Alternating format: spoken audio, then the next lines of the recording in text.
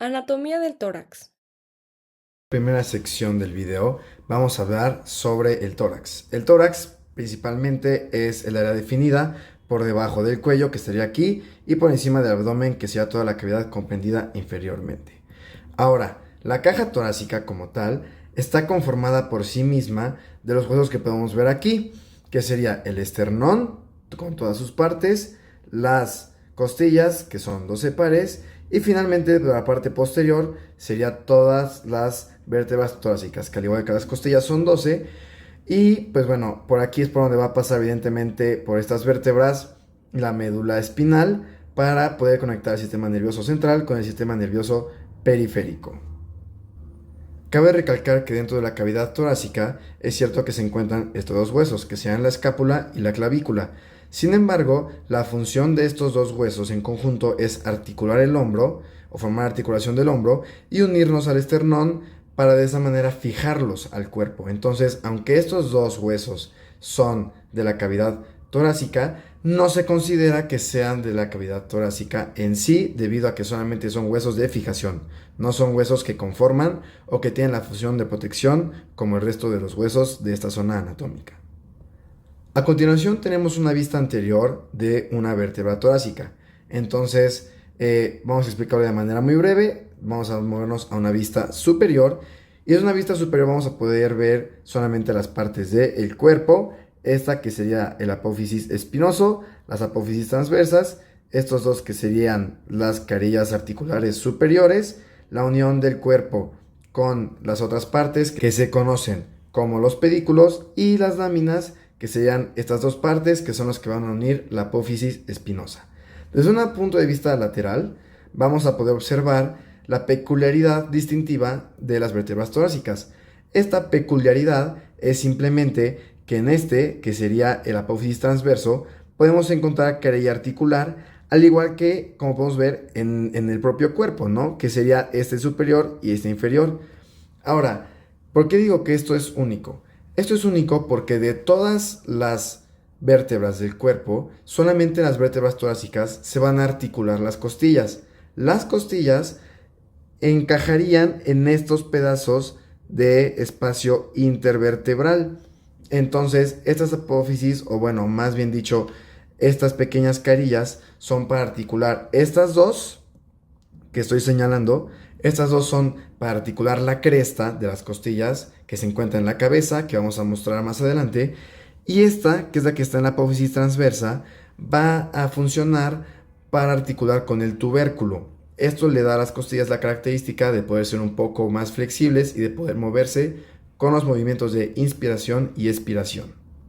Moviéndonos hacia las costillas, vamos a poder encontrarnos con todas sus partes. Entonces, como mencionaba hace un momento, esto como tal todo sería la cabeza, pero solamente digamos que aquí donde están las carillas articulares se considera la cresta, junto con este pequeño surco de la cresta. Entonces quedamos que este es el espacio que se articularía en el espacio intervertebral. Esto sería el tubérculo de la costilla. El tubérculo, vamos a decir que está por la parte posterior, es decir, actualmente estamos teniendo una vista posterior de la costilla, y este es el que se va a articular con el apófisis o con la apófisis transversa de las vértebras, como acabamos de ver. Ahora, hablando bien de las costillas, como acabo de mencionar, esta es una vista anterior y vamos a encontrar aquí lo que es la cabeza. Esto todo se conoce como el cuello. Aquí en la parte posterior acabamos de ver que está el tubérculo. Y todo esto que queda sería considerado ángulo de la costilla. Ahora, este ángulo de la costilla va a acabar hasta esta pequeña superficie que va a formar la articulación costocondral. La articulación costocondral, como tal, son estas articulaciones que se van a formar para unir las costillas hacia el esternón. Esta articulación costocondral es la que nos va a servir para darle el nombre a la clasificación de las costillas. ¿Y por qué lo digo? Porque la articulación costocondral es prácticamente todos estos cartílagos que van a ayudar a unir la costilla con este hueso gigante que es el esternón. Entonces, para clasificarlo, vamos a tener las costillas verdaderas, que son de la primera a la séptima, y como acabo de resaltar en el video, Estas se consideran así porque gracias a un cartílago propio, es decir, cada una tiene su propio cartílago, y gracias a este cartílago propio se unen al manubrio. ¿Por qué lo digo de esta manera? Porque por aquí abajo tenemos las costillas falsas. Se dicen falsas, pero como podemos observar, estas no tienen una unión directa con el esternón, sino que más bien tienen una articulación indirecta gracias a que se unen al cartílago de la séptima costilla. Entonces, como no están directamente como tendría que ser aquí el cartílago, sino que como se unen al de arriba, estas son consideradas falsas. Y finalmente tenemos a las flotantes, que vamos a ver mejor desde un punto de vista posterior. Y estas costillas son flotantes porque, como podemos observar, no tienen ningún tipo de conexión con el esternón, de ninguna forma ni de ninguna manera. Finalmente tenemos de la parte de los huesos, que sería el esternón, que está formado por el manubrio, el cuerpo y el apófisis sifoides. Ahora, aquí cabe mencionar algo que es muy importante, y es que la articulación del manubrio con el cuerpo va a formar que se conoce como el ángulo de Lewis. En la clínica este es muy importante o es muy utilizado porque nos permite encontrar fácilmente y de una manera, digamos, no tan agresiva o invasiva, encontrar los segundos espacios intercostales que se pueden utilizar para auscultar el corazón. De manera muy breve, vamos a mencionar que la literatura marca que esta caja torácica tiene dos aperturas. Esta que estamos viendo sería la apertura superior, que está delimitada por la superficie superior de la vértebra número T1 o la torácica 1, abarca los dos pares de la primera costilla y terminaría en el manubrio. Ahora, aquí el manubrio tendría la incisura yugular y, como podemos observar, estos dos pequeños pedazos de cartílago sería donde se incrusta la clavícula para fijarla. Esta apertura torácica superior va a llegar a medir de manera anteroposterior un aproximado de 5 a 6 centímetros y de manera lateral va a medir de 10 a 12 centímetros. La apertura torácica inferior va a estar delimitada por la superficie inferior de la vértebra T12, va a bajar junto con la costilla T12, va a subir cubriendo nada más la punta de la T11 y subirá por todo este cartílago, rodea el apófisis sifoides y volvería a bajar de este lado. Hablando sobre las dimensiones de esta apertura, vamos a poder encontrar que de manera anteroposterior va a medir aproximadamente 12 centímetros y de manera transversa o de lado a lado es mucho mayor su apertura, llegando a medir hasta 26 centímetros. En esta sección voy a explicar las articulaciones del tórax y su clasificación y los movimientos que permiten. Estas articulaciones son fundamentales porque permiten la respiración, asegurando que la caja torácica pueda expandirse y contraerse de forma segura y coordinada. Las articulaciones esternocostales son las uniones entre los cartílagos costales de las costillas y el esternón, y son importantes para permitir los movimientos del tórax durante la respiración. La naturaleza de estas articulaciones varía según la costilla. La primera costilla se articula con el manubrio del esternón mediante una sincondrosis, que es una articulación cartilaginosa primaria. Esto significa que es una unión firme sin movilidad, proporcionando estabilidad a la entrada torácica. Por otro lado, las costillas de la segunda a la séptima se articulan con el esternón mediante articulaciones sinoviales planas, las cuales sí permiten movimientos pequeños pero suficientes para contribuir a la dinámica respiratoria. Las superficies articulares involucradas están formadas por el cartílago costal, que se adapta a las escotaduras costales del manubrio y del cuerpo del esternón. Estas uniones están reforzadas por varios ligamentos que contribuyen a su estabilidad. Entre ellos está el ligamento esternocostal radiado, que es el más importante, con fibras que se extienden desde el cartílago costal hacia la superficie anterior del esternón, reforzando la cápsula articular. Las siguientes son las articulaciones costovertebrales. Son las que unen las costillas con las vértebras torácicas en la parte posterior del tórax y son esenciales para los movimientos respiratorios. Cada costilla, excepto la primera, la décima, la undécima y la duodécima, se articula con dos vértebras adyacentes mediante la articulación de la cabeza de la costilla. que conecta la cabeza de la costilla con las fositas costales de los cuerpos vertebrales. Esta articulación es sinovial, plana y está reforzada por el ligamento radiado, que ayuda a darle estabilidad. Además, cada costilla también se articula con la apófisis transversa de su vértebra correspondiente mediante la articulación costotransversa, que también es sinovial. Esta está reforzada por ligamentos como el costotransverso, el superior y el lateral, que limitan y guían el movimiento. Estas articulaciones permiten pequeños movimientos de elevación y descenso de las costillas, que se traducen en los dos movimientos respiratorios principales: el movimiento en manija de bomba, que aumenta el diámetro anteroposterior del tórax, y el movimiento en asa de cubeta, que aumenta el diámetro transversal. Después tenemos las articulaciones costotransversas. Estas se forman entre el tubérculo de cada una de las primeras 10 costillas y el proceso transverso de la vértebra torácica correspondiente. Son articulaciones sinoviales planas, lo que significa que permiten principalmente pequeños movimientos de deslizamiento y una ligera rotación. Aunque estos movimientos son mínimos, son esenciales para la respiración, porque permiten la elevación y el descenso de las costillas, así como su movimiento hacia afuera. Esto aumenta el tamaño del tórax durante la inspiración. Estas articulaciones están reforzadas por una cápsula articular y por ligamentos, como el costotransverso lateral y el costotransverso superior, que les dan estabilidad. Es importante mencionar que las costillas 11 y 12 no forman este tipo de articulación porque no tiene tubérculo, lo que las hace más libres y móviles. En conjunto, estas articulaciones permiten que la caja torácica sea lo suficientemente rígida para proteger órganos, pero a la vez lo bastante flexible para permitir la entrada de aire. Después tenemos la articulación esternoclavicular, que es la única conexión ósea directa entre el miembro superior y el tronco. Une el extremo medial de la clavícula con el manubrio del esternón y con el cartílago de la primera costilla. Es una articulación sinovial de tipo silla de montar y permite movimientos amplios como elevación, descenso y llevar la clavícula hacia adelante, también llevarla hacia atrás y rotarla sobre su propio eje. Dentro de la articulación existe un disco fibrocartilaginoso que la divide en dos compartimentos y que ayuda a absorber impactos y aumentar la estabilidad.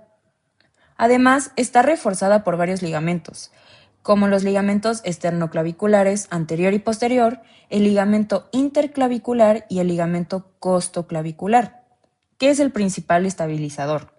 Gracias a esta articulación, el hombro puede moverse ampliamente y ajustarse a diferentes posiciones, permitiendo acciones como levantar el brazo, empujar, jalar o cargar peso.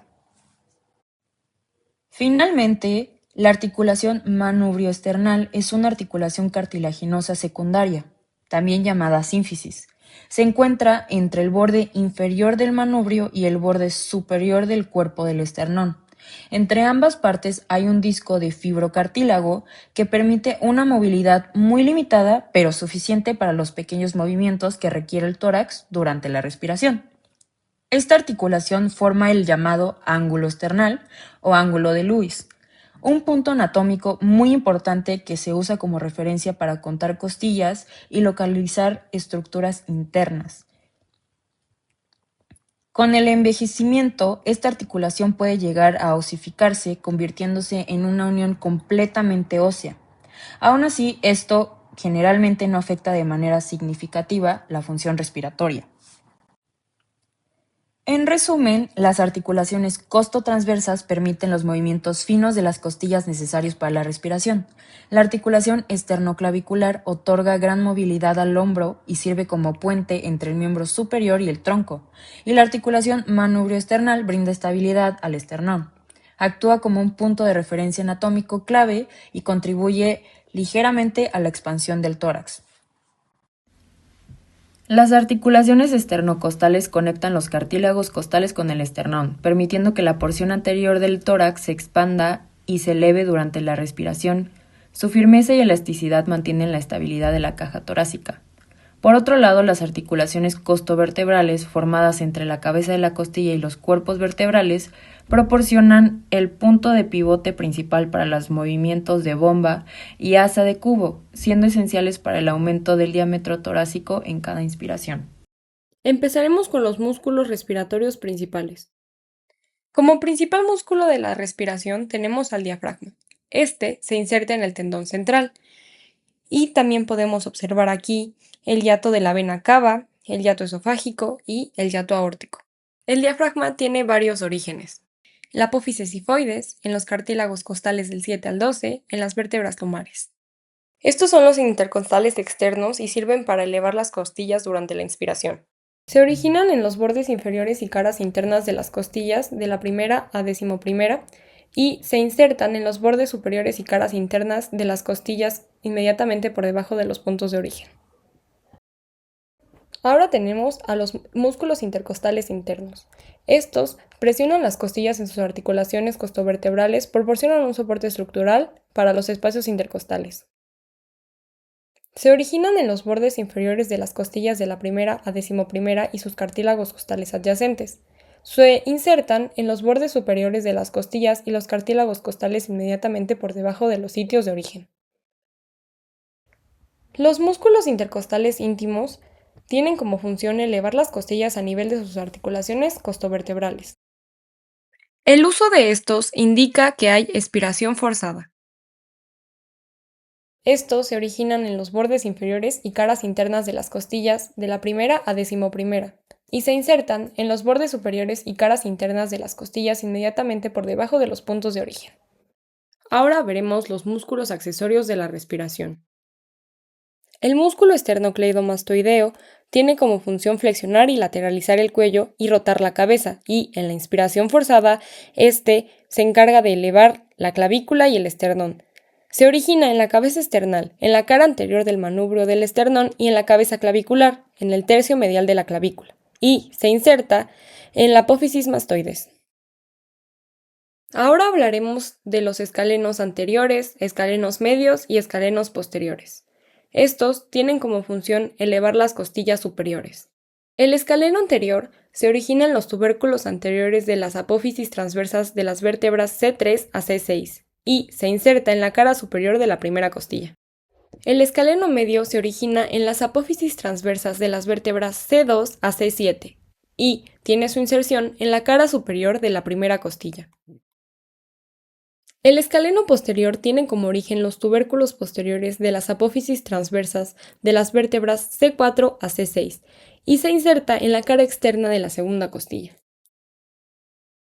El pectoral mayor aduce, rota medialmente y aduce transversalmente el brazo a nivel de la articulación del hombro y, dentro de la respiración, tiene como función fijar el húmero y elevar el tórax. Su origen es en las caras anteriores de la mitad medial de la clavícula, manubrio y cuerpo del esternón y en los 6 cartílagos costales superiores. Y se inserta en la cresta del tubérculo mayor del húmero. El pectoral menor tiene como acción protuir y rotar la cintura escapular, descendiendo a nivel de las articulaciones acromioclavicular y esternoclavicular. Se origina en los extremos anteriores de las costillas tercera a quinta y se inserta en la apófisis coracoides de la escápula. El músculo serrato posterior superior tiene como acción elevar las costillas a nivel de sus articulaciones costovertebrales. Se origina en el ligamento nucal, en las apófisis espinosas de las vértebras C7 a T3. Se inserta en las caras externas de las costillas de la segunda a la quinta. El músculo serrato posterior inferior tiene como acción descender las costillas a nivel de sus articulaciones costovertebrales. Se origina en las apófisis espinosas de las vértebras T11 a L2 y se inserta en las caras externas de las costillas de la novena a decimosegunda. El transverso del tórax tiene como función descender las costillas y sus cartílagos costales. Se origina en las caras posterolaterales del cuerpo y apófisis sifoides del esternón y se inserta en las caras internas de los cartílagos costales segundo a sexto y extremos costales de las costillas adyacentes.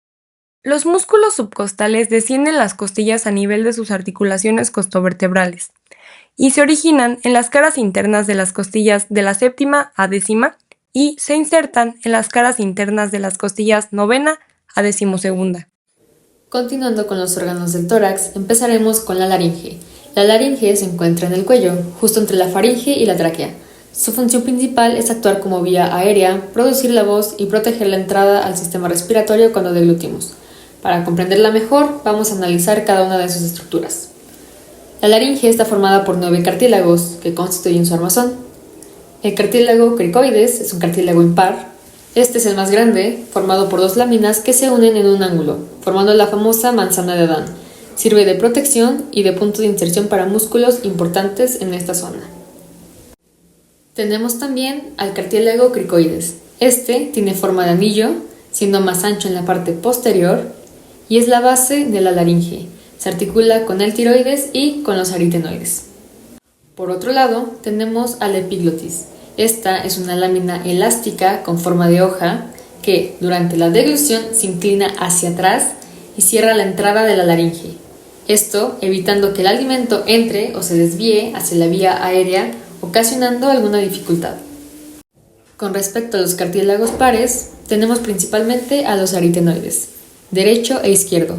Estos son cartílagos piramidales que se encuentran sobre el cricoides y son fundamentales porque en ellos se insertan las cuerdas vocales que permiten abrir y cerrar la glotis. Los cartílagos corniculados, de igual manera que se encuentran de manera izquierda y derecha, son pequeños cartílagos que se encuentran sobre los aritenoides. Por último, tenemos a los cartílagos cuneiformes, de igual manera, derecho e izquierdo, que se encuentran ubicados en los pliegues ariepiglóticos y su principal función es brindar apoyo estructural. Continuando con la siguiente estructura, en la laringe encontramos 2 pares de pliegues. Primero encontramos a los pliegues vestibulares, también conocidos como cuerdas vocales falsas. Estos son encargados de brindar protección.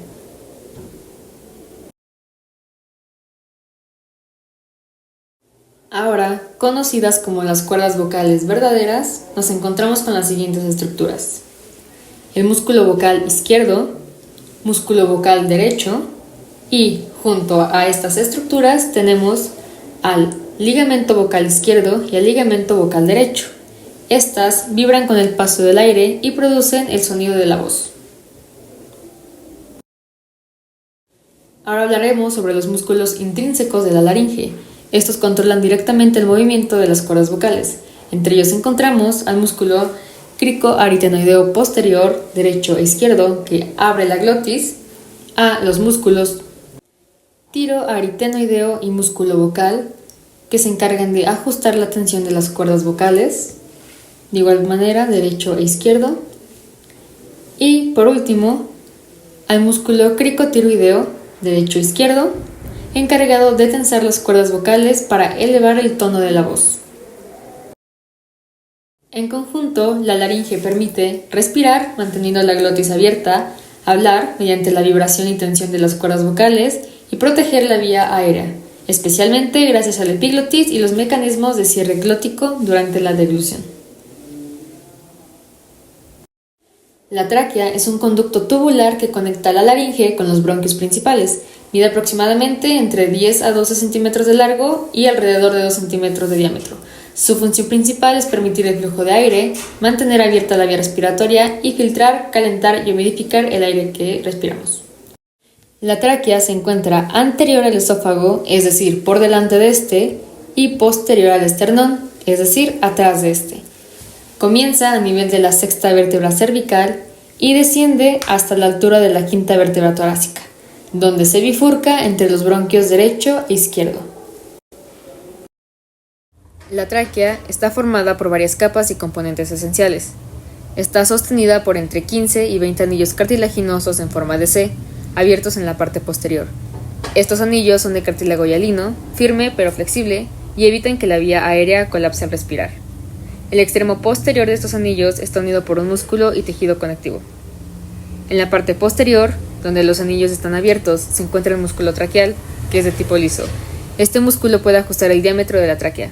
Se contrae para reducirlo y se relaja para ampliarlo. Participa en la regulación del flujo de aire y en el reflejo de la tos. La capa interna está recubierta por un epitelio cilíndrico pseudoestratificado ciliado, con células que producen moco. Los cilios se mueven constantemente para transportar partículas atrapadas en el moco hacia arriba, en la dirección de la faringe, donde pueden ser deglutidas o expulsadas. Destacando nuevamente, la carina traqueal es la zona donde la tráquea se divide. Es una cresta de cartílago muy sensible. Cuando se irrita, desencadena un reflejo de tos intenso, lo que evita que sustancias extrañas entren a los pulmones. Los pulmones son dos órganos de consistencia esponjosa, ubicados dentro de la cavidad torácica, protegidos por las costillas y separados en el centro por el mediastino, donde encontramos al corazón, la tráquea, el esófago y los grandes vasos. Tenemos dos pulmones, el pulmón derecho, que es más grande y más pesado, y el pulmón izquierdo, que es un poco más pequeño porque comparte espacio con el corazón. Ambos están recubiertos por una membrana llamada pleura, que veremos al final. Su forma es cónica, con un vértice que se eleva por encima de la primera costilla, una base que se encuentra apoyada sobre el diafragma, una cara costal en contacto con las costillas y una cara mediastínica, donde se encuentra el hilo pulmonar. Los pulmones están divididos en lóbulos, por medio de fisuras.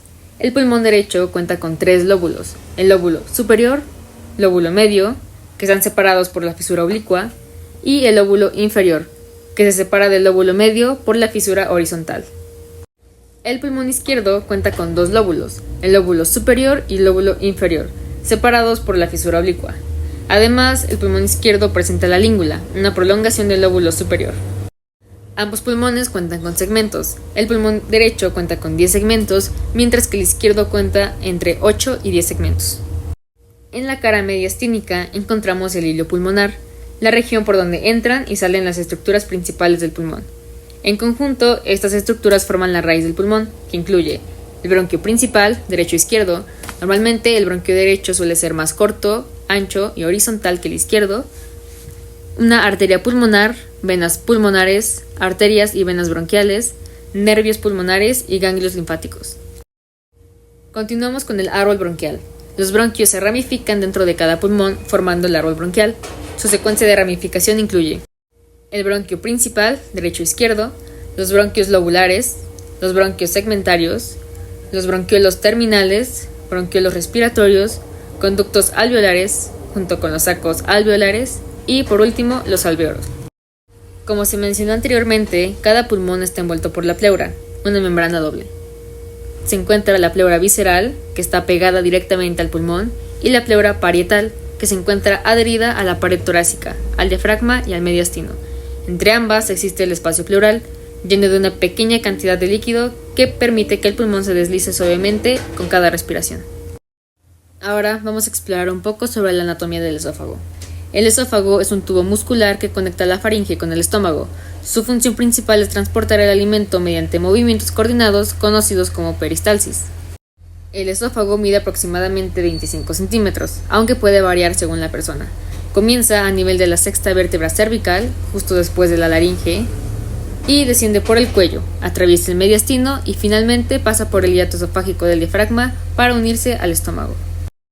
Podemos dividir el esófago en 3 porciones: la porción cervical, ubicada en el cuello, detrás de la tráquea; la porción torácica, la más larga, que desciende por detrás del corazón y delante de la columna; y la porción abdominal, muy corta, apenas unos centímetros antes de penetrar el estómago.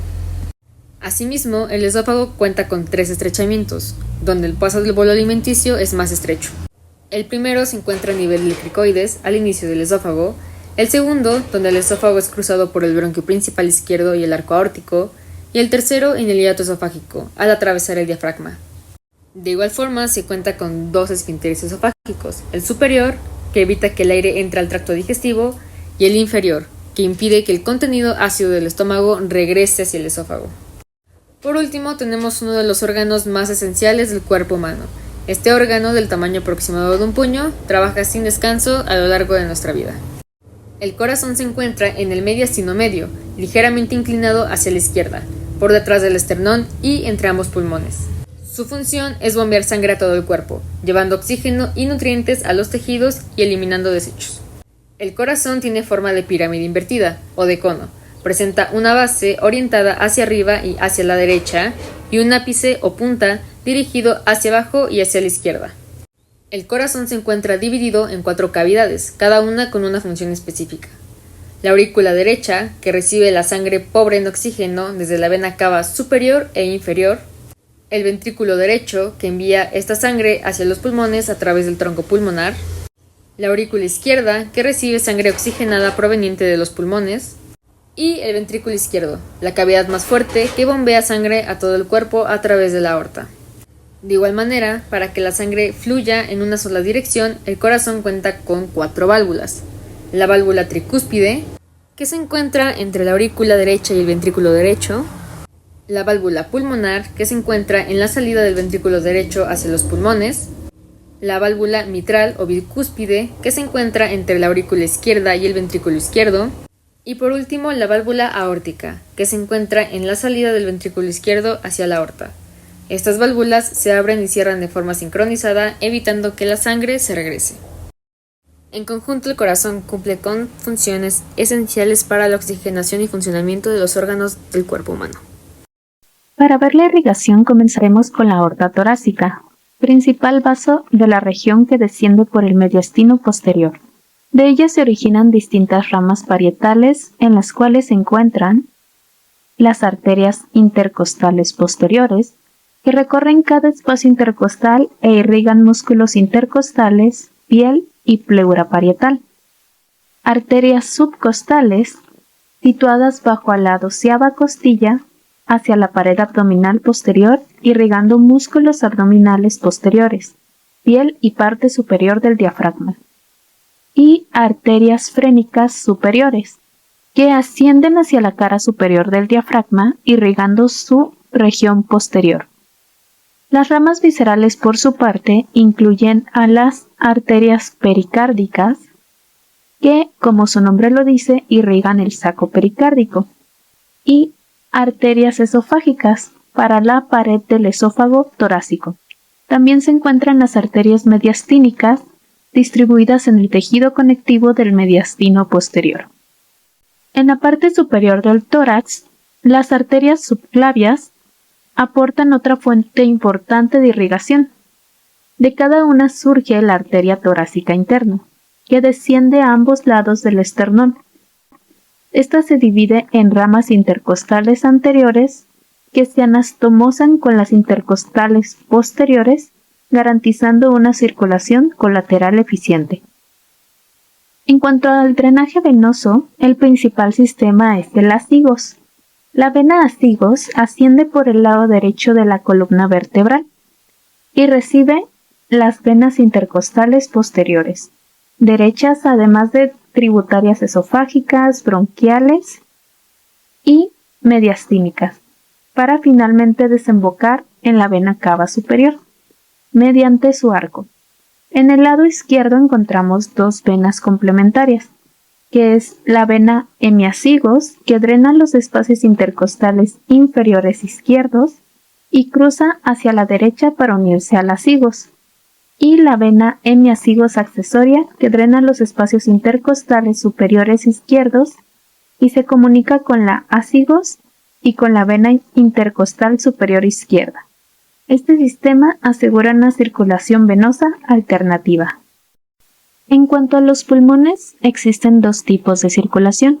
Una es la circulación funcional o pulmonar. Esta se encarga del intercambio gaseoso. Comienza en el ventrículo derecho, que envía sangre desoxigenada por el tronco pulmonar. Este se divide en la arteria pulmonar izquierda y en la arteria pulmonar derecha.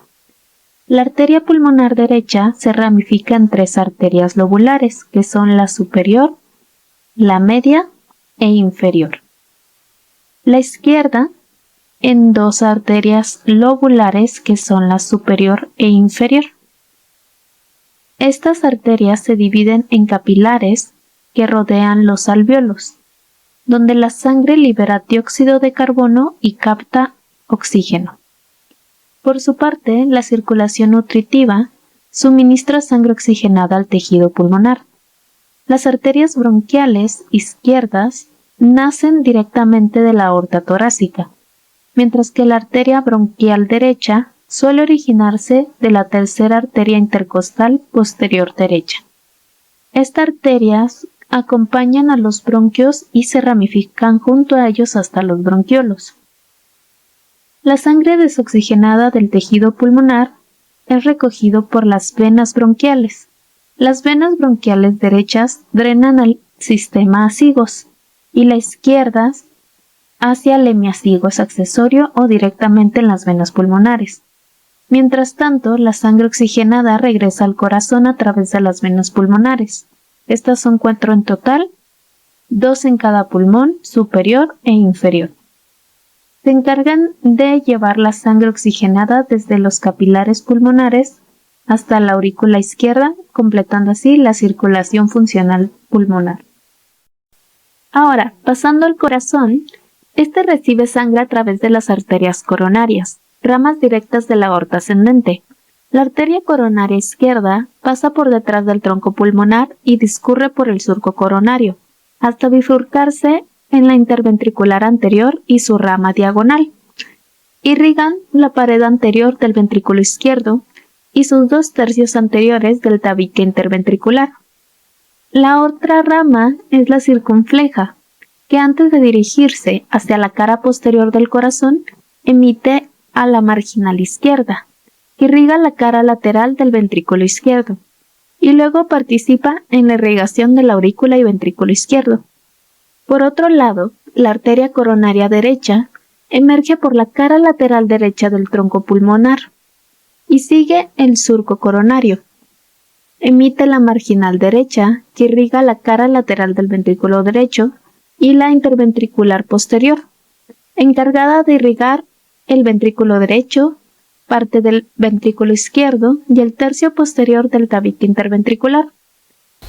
Por su parte, el drenaje venoso consta de las venas coronarias. La principal es la vena cardíaca magna, que se origina en la cara anterior y da origen a la interventricular anterior, la cual va hacia posterior y drena en el seno coronario. La vena cardíaca menor es paralela a la marginal derecha y drena en el mismo seno.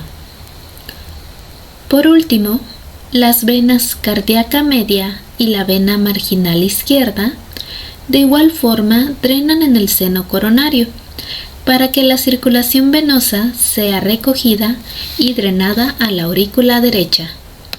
La irrigación arterial de la laringe se realiza mediante las arterias laringeas superior e inferior, que son ramas de las arterias tiroideas, y es drenada por las venas correspondientes, es decir, las venas laringeas superior e inferior. En cuanto a la faringe, proviene de ramas de la arteria carótida externa, que son la arteria facial, arteria lingual y arteria maxilar. El drenaje venoso de esta región está dado por la vena palatina externa, la cual desemboca en el plexo faríngeo. Este último drena luego en la vena yugular interna. Inervación del tórax. Vamos a tener los sensitivos y pues bueno, aquí vamos a observar obviamente las imágenes de la inervación.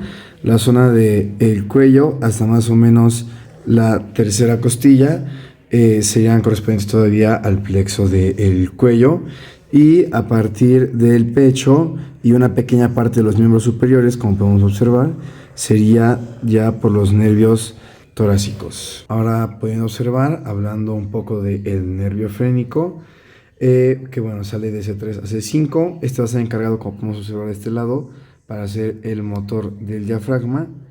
Aquí se lo estoy poniendo.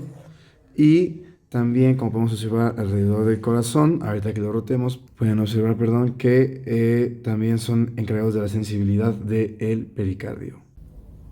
Y como podemos observar en esta diapositiva, bueno, aquí tenemos el nervio vago, que va a tener, como podemos observar, un plexo cardíaco, va a contener de igual manera uno pulmonar y por la parte un poco más posterior, uno esofágico. Y aparte de esto, va a ser el encargado de inervar también a la laringe, con un plexo superior y un plexo recurrente.